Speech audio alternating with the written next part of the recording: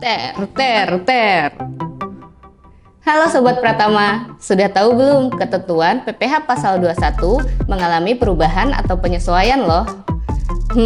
Kira-kira perubahan atau penyesuaian ini menyulitkan wajib pajak atau tidak ya? Dan bagaimana cara menentukan tarif efektif rata-rata atau biasa dikenal dengan TER? Simak terus ya Sobat Pratama, bersama saya, Danika, dalam Barudak memahami perubahan dan atau penyesuaian PPh pasal 21 bulanan menggunakan TER.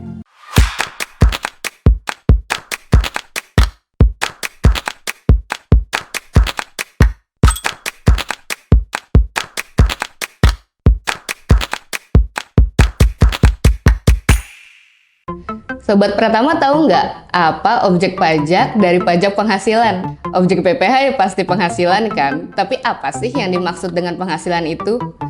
Penghasilan adalah tambahan kemampuan ekonomis yang diterima atau diperoleh wajib pajak baik yang berasal dari Indonesia maupun dari luar Indonesia yang dapat dipakai untuk konsumsi atau untuk menambah kekayaan wajib pajak dengan nama dan dalam bentuk apapun.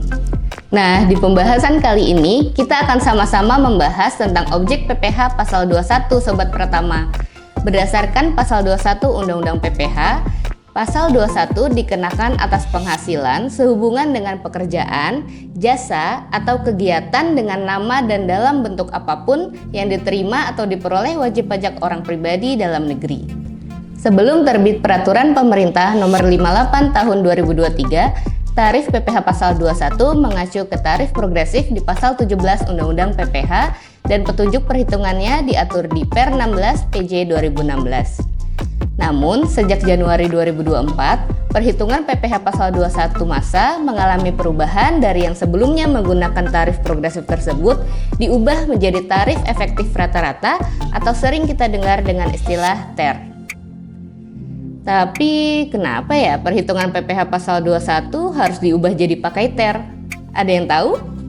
Tentunya pemerintah memiliki landasan ataupun alasan kenapa perhitungan PPh pasal 21 diubah jadi menggunakan TER. Sobat Pratama, suatu kebijakan perpajakan umumnya dilandasi oleh prinsip-prinsip perpajakan, antara lain equity, legal certainty, convenience to pay, efficiency, ease of administration, simplicity, revenue productivity, dan other tax principles. Nah, penggunaan TER ini mengambil dua prinsip perpajakan, yaitu kemudahan atau ease of administration dan kesederhanaan atau simplicity.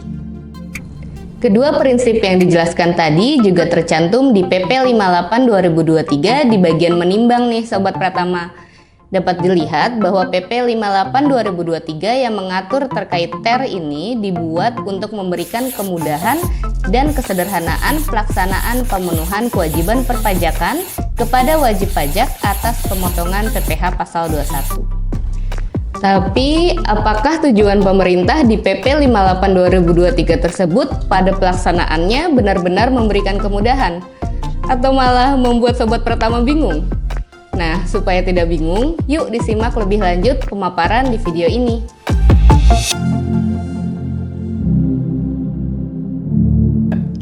Apa saja ya perubahan dan penyesuaian perhitungan PPh pasal 21 di PP 58 2023? Jadi, berdasarkan PP 58 2023, terdapat beberapa perubahan skema perhitungan sebagai berikut.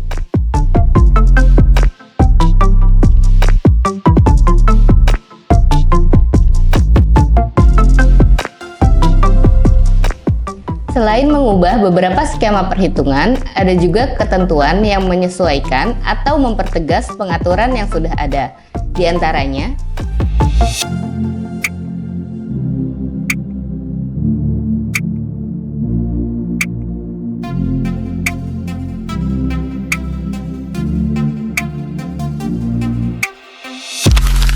secara sederhana, TER atau tarif efektif rata-rata digunakan untuk menghitung PPh pasal 21 di masa pajak selain masa pajak terakhir.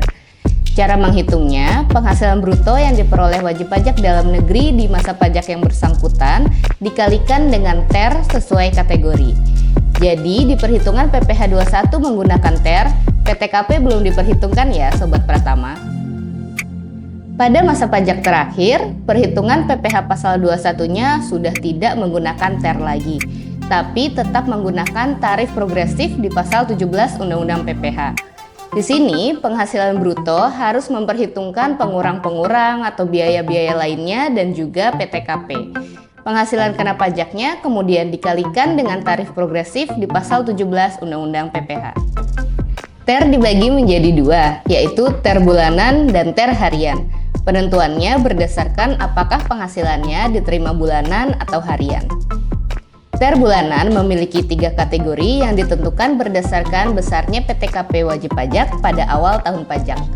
Yang pertama, TER A dengan kategori PTKP TK0, TK1, dan K0. Yang kedua, TER B dengan kategori PTKP TK2, TK3, K1, dan K2. Yang ketiga, TER C dengan kategori PTKP K3. Nah, untuk penentuan PTKP sudah dijadikan 3 kategori ya Sobat Pratama. Jadi, apabila Sobat Pratama yang memiliki tanggung jawab untuk menghitung PPh pasal 21 pegawai di perusahaannya harus mengecek terlebih dahulu pegawai tersebut masuk ke dalam kategori TER A, TER B, atau TER C. Selanjutnya, setelah menentukan kategori TER, Sobat Pratama dapat menentukan tarif dari tiap kategori TER berdasarkan penghasilan yang diperoleh dari tiap pegawai. Tiap kategori TER tersendiri masing-masing memiliki sekitar 40-an tarif yang berbeda, tergantung dari penghasilan yang diterima oleh pegawai perusahaan. Jadi, untuk Sobat Pratama yang bekerja di bagian yang menghitung atau memotong PPh pasal 21 harus lebih teliti dalam menentukan kategori TER dan tarif TER yang berlaku.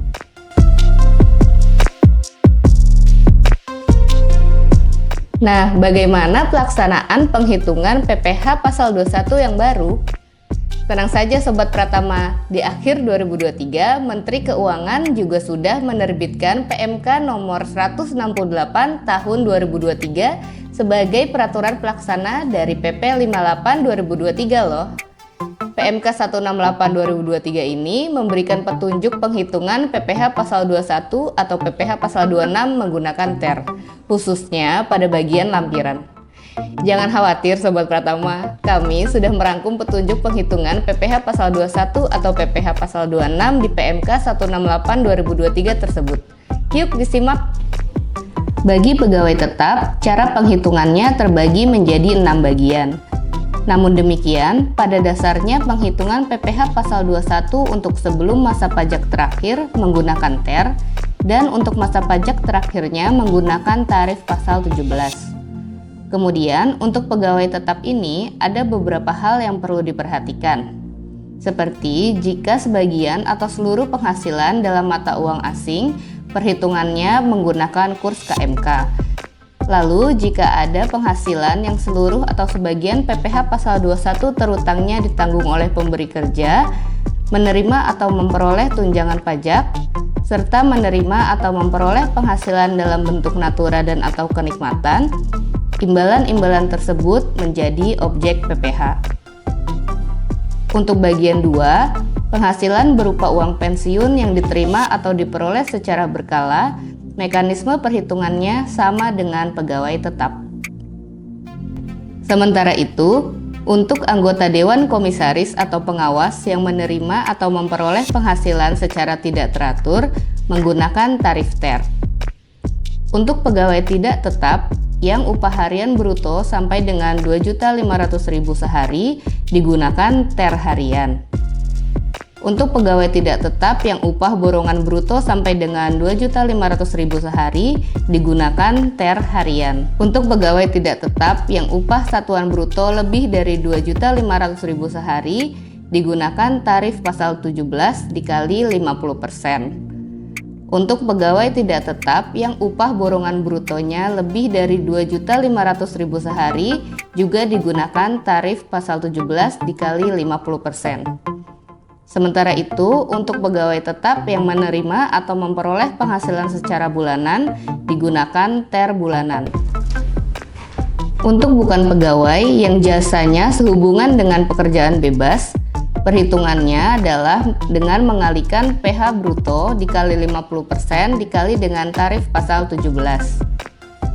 Untuk jasa dokter yang melakukan praktik di rumah sakit dan atau klinik, digunakan tarif pasal 17.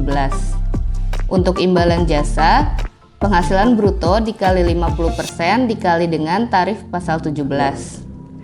Lalu, untuk penghasilan sehubungan dengan pemberian jasa yang mempekerjakan orang lain sebagai pegawainya dan atau melakukan penyerahan material atau bahan, perhitungannya adalah penghasilan bruto dikali 50% dikali tarif pasal 17.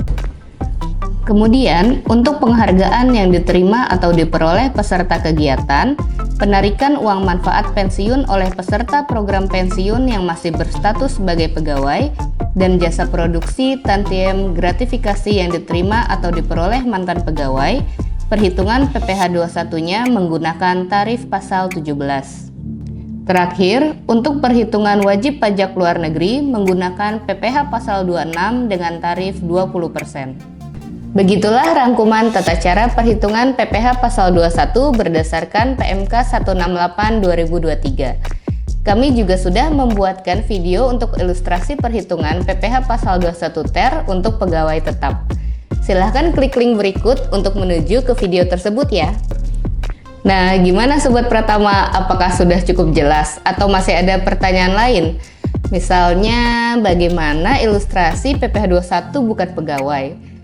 Bagaimana jika ternyata ada lebih bayar? Bagaimana jika perhitungannya berhenti di tengah tahun berjalan? Bagaimana ya Sobat Pratama? Apa mau kami buatkan video lagi? Komentar di bawah ya Sobat. Yuk Sobat Pratama, belajar lebih baik dan lebih baik belajar. Jangan lupa juga untuk follow Instagram Pratama Indomitra dan aktifkan loncengnya untuk notifikasi konten terbaru dari kami, serta subscribe channel YouTube Pratama Indomitra. Sampai jumpa di video selanjutnya.